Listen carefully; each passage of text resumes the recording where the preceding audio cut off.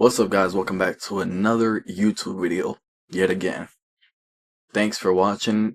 If you have not yet subscribed, please find the subscribe button. It should be either right here or right here, whichever one, wherever it's at. Please go down and subscribe so you can keep up with my videos, and hopefully you'll find something that you can learn from these videos. Today's topic is going to be on the top 5 money tips that you need to be following. The first money tip that I want you to follow is knowing where your money is going. So being aware of your monthly spending, being aware of your monthly income. A lot of us, we make money, but we don't know where our money goes after we spend it. Or we know where we're spending our money. We know what we're doing, right? You go and buy groceries. You go and buy whatever it is that you need, or you paying the subscription, this Netflix subscription, Hulu subscription, but those aren't really things that you need. So you have to factor in the money that's coming in and the money that's going out. You have to kind of create this budget. I know it sounds tedious, and a lot of people, they'll hear me say, okay, create a budget, and they'll be like, bro, what are you talking about? Why would I create a budget just for the money I'm making? But this is how you can be more intentional with your money. Like for me personally, I had to create a budget to know, okay, if I'm making 5,000, 6,000, 7,000 a month, and that's how much is coming in, how much is going out. So I'm factoring in a lot of things. Gas. I'm factoring in where I live. I'm factoring in my car note. I'm factoring in, well, I don't have a car note, but just for you guys who have a car note, your car note.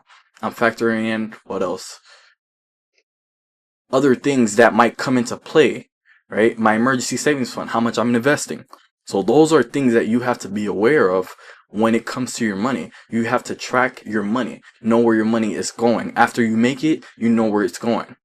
Don't just be someone who's recklessly spending and you have more expenses than income every month. Don't be that person. There's a lot of us, we like overspending. We like taking our money and just spending it how we please, right? Without actually being more intentional of tracking our money and seeing, okay, yes, I might be able to actually buy this thing in the moment, but can I afford it?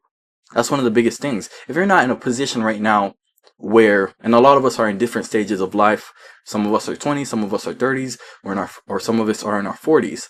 But if you're not in the stage of life where you can just be spending money, right, and you haven't hit a certain income level yet, then you should not be spending however you please. You have to be more intentional and be more aware of your money, or else years will go by where you're looking and you're like, bro, where did the time, first of all, where did the time go? Second of all, where did my money go? Right? So you have to be more intentional with the money that's coming in and being able to keep up with it and track it. You also have to spot the habits that are costing you money. So we just talked about earlier about Netflix subscriptions or going out all the time. I'm not going to be the person that tells you not to go out. That's not what I'm here for. That's not my job. But you have to be intentional. If you can't go out this weekend, you can't go out.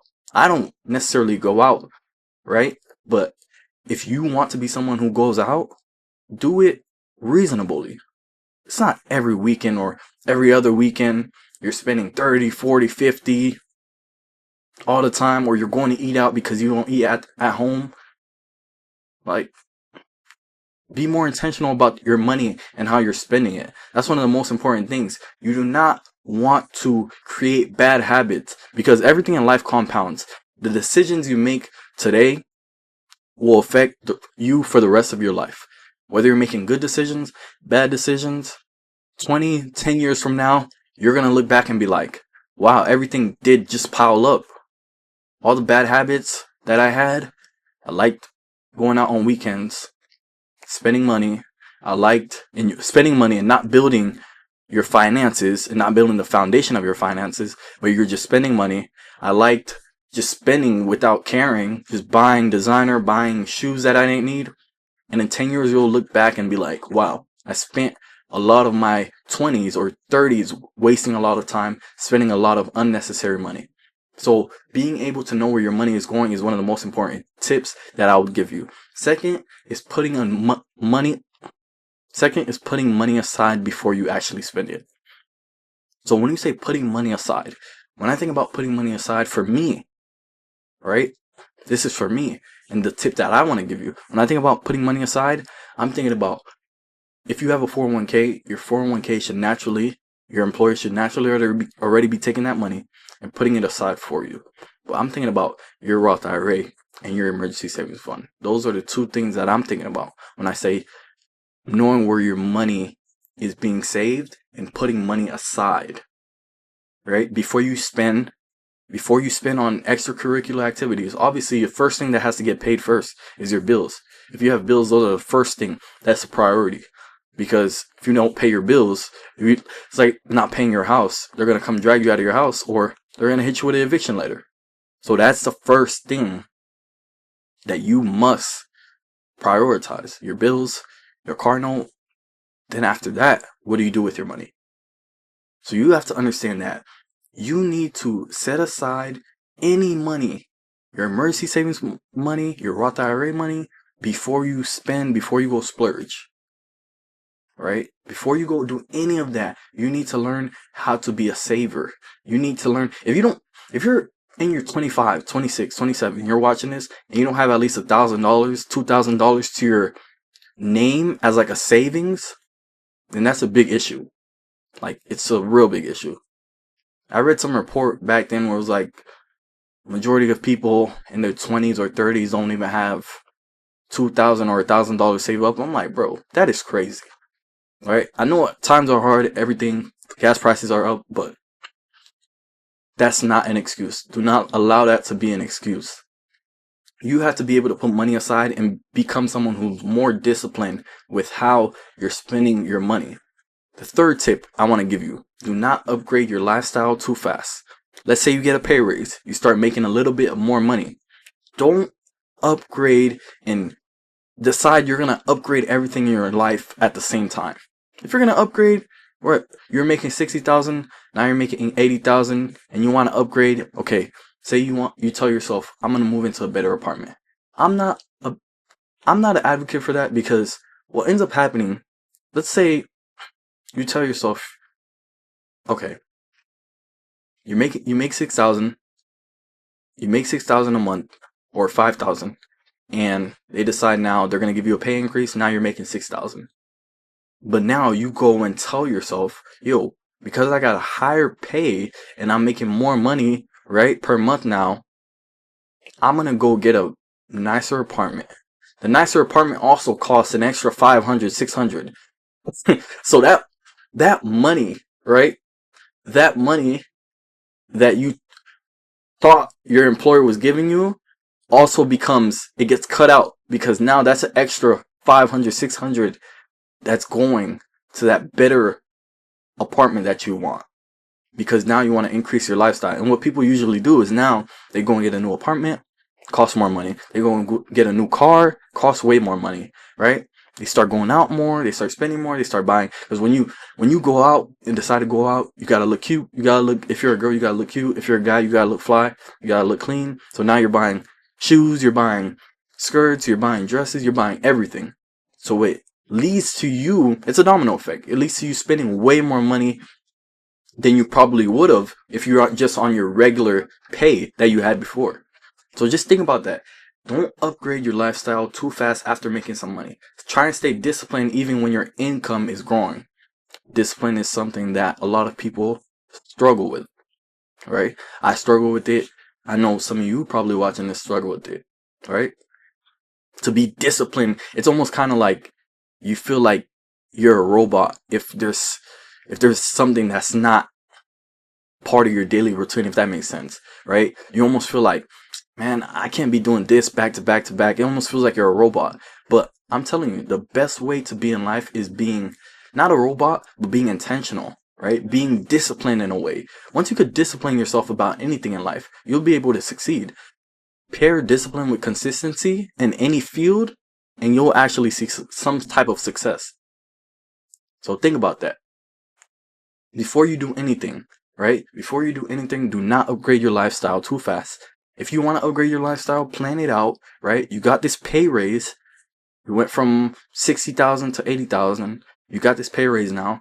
Calm down. Spend that year in the regular apartment that you had. Stay in your regular car. Go out a whole year. That's my advice to you. Go out a whole year. Save your money. Save your money. Save your money. Invest, invest, invest. Then next year or the year after that, then you can upgrade your lifestyle.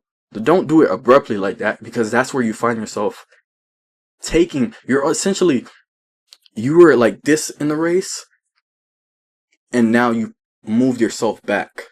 So you push yourself back in the race. So be wiser, be smarter about how you're actually upgrading your lifestyle. If you have to take a year before you do it, a year and a half, do that. Wait, because in the long run, it'll be in your benefit. The fourth money tip that I want to give you is to start investing sooner than later.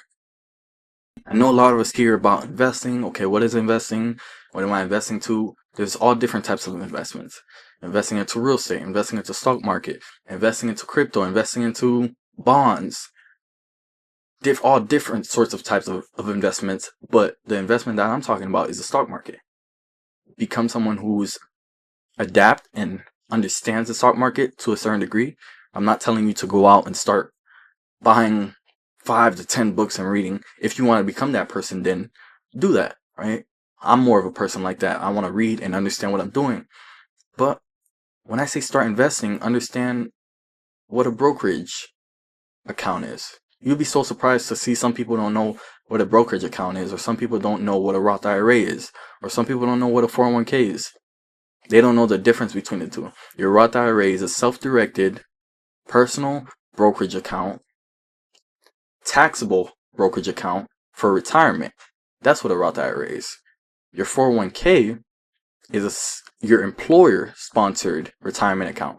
So if you work for a hotel, you work for a hospital, you work for a whatever industry that you work in, hospitality, if you're somewhere in hospitality, whatever industry that you work in, and they offer Roth IRAs, or they offer 401ks, not Roth IRAs, but they offer 401ks, then you need to take advantage of that.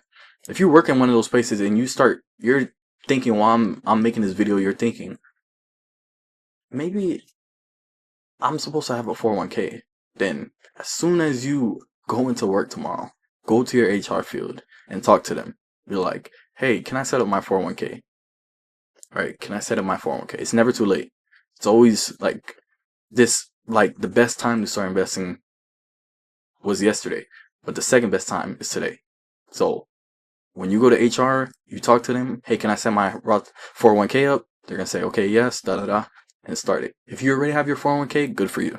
If you're in your early 20s and you don't have a 401k or a Roth IRA, I would suggest you probably finding a job that has a 401k, because with your 401k, you're planning for your future.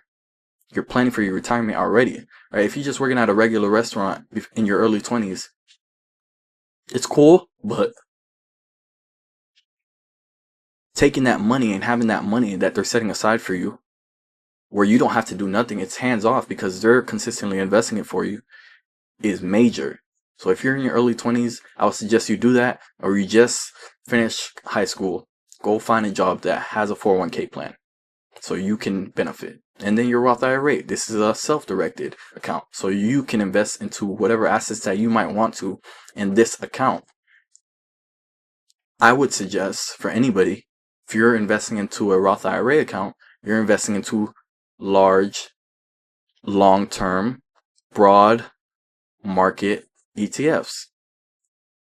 I know that was long, but index funds like VTI, VOO, technology ETFs like QQQ, those are the ETFs that I would suggest inside of any Roth IRA, because with that, you're getting more of an exposure of the whole market besides just picking singular stocks like an Apple, like an Nvidia, because anything could happen in the market where when you have a single stock, that single stock could just dip.